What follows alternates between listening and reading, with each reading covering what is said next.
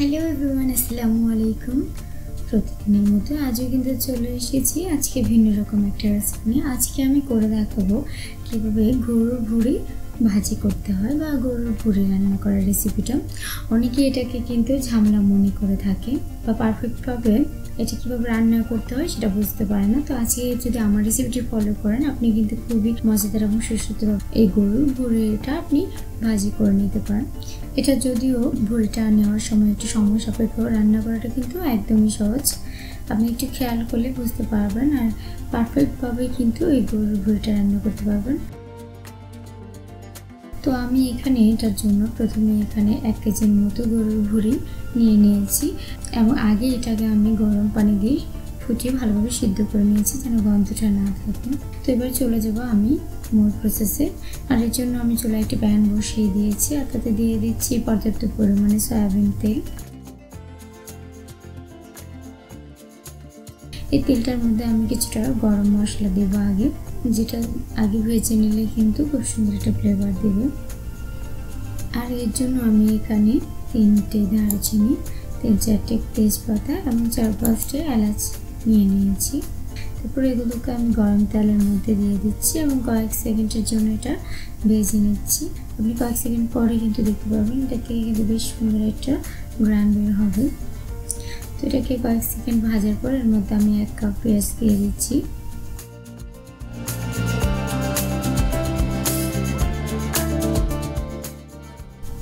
তারপর আমি নেড়ে চেড়ে পেঁয়াজটাকে কিন্তু কিছুক্ষণ ভেজে নিচ্ছি।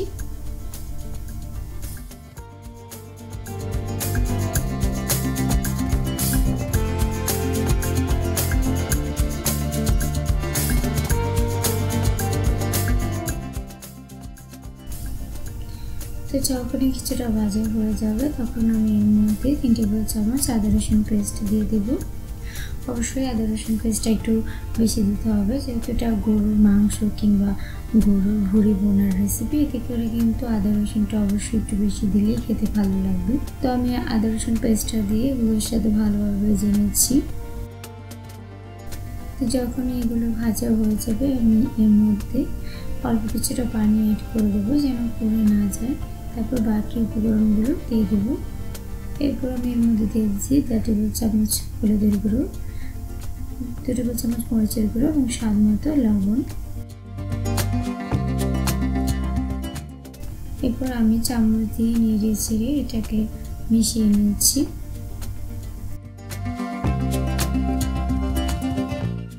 দেখতে পাচ্ছেন মশলাগুলো কিন্তু খুব সুন্দর একটা কালার চলে এসেছে। আমি কিছুক্ষণ খুব ভালোভাবে এটাকে কষিয়ে নেব এবং যতক্ষণ পর্যন্ত এটার মধ্যে তেল ছেড়ে না আসে ততক্ষণ পর্যন্ত কষিয়ে নেব। তো দেখতে পাচ্ছেন এটা তেল চলে এসেছে, তখনই কিন্তু আমি সিদ্ধ করে রাখা ভুঁড়িগুলোকে এবার দিয়ে দিচ্ছি।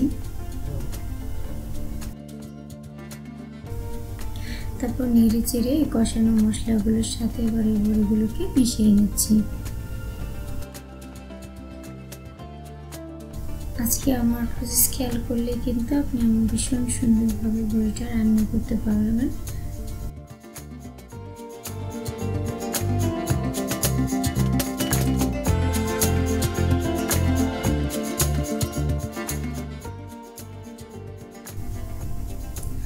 তো আমি নেড়ে চেড়ে কিন্তু মশলাগুলোর সাথে এবার ভুঁড়িগুলোকে মিশিয়ে দিয়েছি। এবার আমি বেশ কিছুক্ষণ ঢাকনা দিয়ে ঢেকে এগুলোকে সেদ্ধ করে নেব। তো কিছুক্ষণ পর দেখিয়ে দিচ্ছি এটা কিন্তু অলরেডি নরম হয়ে চলে এসেছে এবং আমি নেড়ে চেড়ে বারবার এটাকে কষিয়ে নিচ্ছি কিছুক্ষণ পর পর।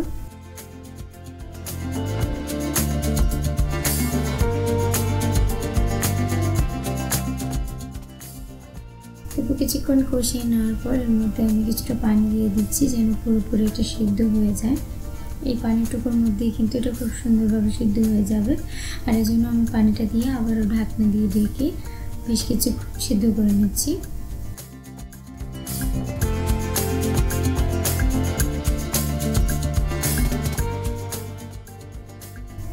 দেখতেই পাচ্ছেন এটাতে কিন্তু অলরেডি বলক চলে এসেছে এবং আরও কিছুক্ষণ রান্না করে নেব আমি। এবার কিন্তু পানিটা একদমই শুকিয়ে গেছে এবং এই গরুর ভুঁড়িটা পুরোপুরি সিদ্ধ হয়ে গেছে। আপনারা দেখতেই পাচ্ছেন এটা কিন্তু অলরেডি রান্না করা হয়ে গেছে প্রায়। কিছুক্ষণের মধ্যে আমি চুলা থেকে এটাকে নামিয়ে নিব। আর এটা কিন্তু একদমই কমপ্লিট হয়নি, এটাকে আরও বেশি সুস্বাদু করার জন্য এটাকে কিন্তু আলাদা একটি পাত্রে ভেজে নিতে হবে।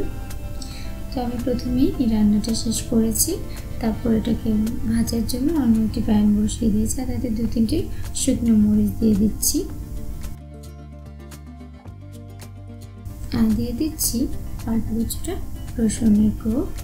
তো তেলের মধ্যে আমি এগুলোকে খুব ভালোভাবে কিছুক্ষণ ভেজে নেব। তারপর দিয়ে দিব আরও 1 কাপ পেঁয়াজ কুচি, আর এই পেঁয়াজটাকে দিয়ে নেড়ে চেড়ে কিন্তু খুব ভালোভাবে একটা ব্রাউন কালার করে নিতে হবে, তাহলে খেতে ভীষণ ভালো লাগবে।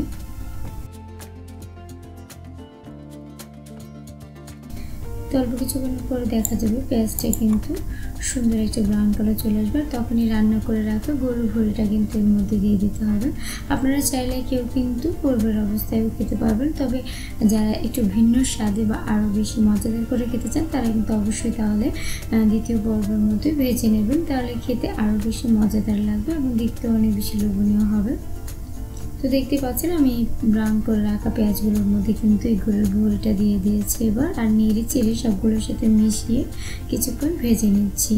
এবার কিন্তু অল্প কিছুক্ষণের মধ্যে এই গরুর ভুঁড়িটা ব্রাউন কালার হয়ে যাবে।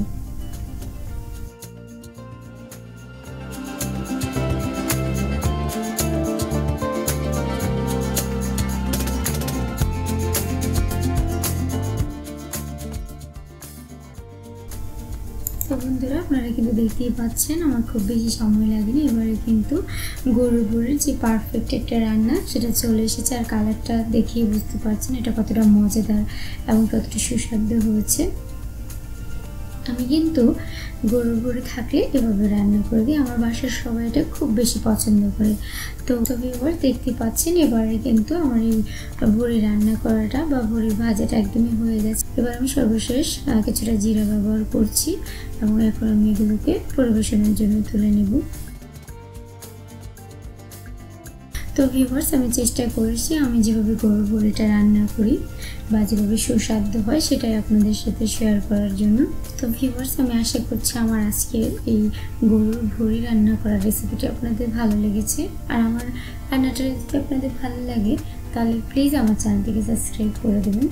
আপনি বিশ্বাস না হলে একবার কিন্তু বানিয়ে দিতে পারেন, আপনার পরিবারের সবাই চেটেপুটে ভাত কিংবা পরোটা খেয়ে নেবে এক নিমিষে, কারণ এটা দেখতে যেমন লোভনীয় হয় খেতেও কিন্তু তেমনই সুস্বাদু হয়ে থাকে। তো ভিউয়ার্স আমি আশা করছি আমার আজকের রেসিপিটা আপনাদের ভালো লেগেছে, আর আমার রেসিপিটা যদি ভালো লাগে তাহলে প্লিজ আমার চ্যানেলটিকে সাবস্ক্রাইব করে দিও, আমাকে সাপোর্ট করো।